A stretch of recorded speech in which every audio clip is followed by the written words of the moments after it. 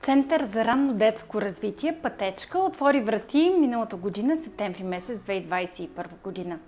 От тогава ние посрещаме нашите малки клиенти с изключителна радост, защото това наистина е едно иновативно и различно място в град Пловдив, а и не само. Какво предлага центъра?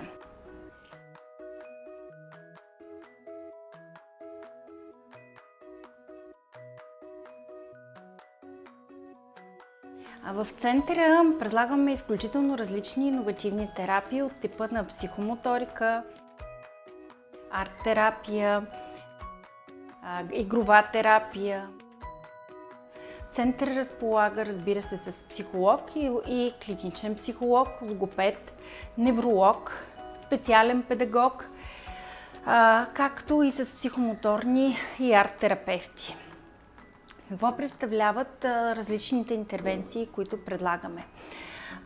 На първо място психомоториката, тъй като психомоториката е изключително иновативен метод и много рядко се среща в България, не само в България. Следващата интервенция, която предлагаме, е Монтесори терапията.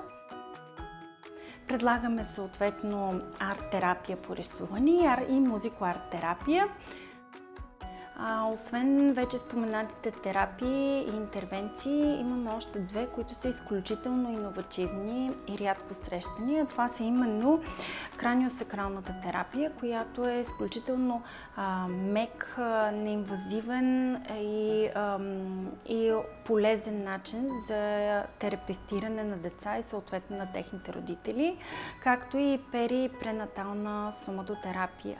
Какво ти харесва да правиш на психомоториката? Да ги развалим и после да скачам по стълбички и хоп-хоп.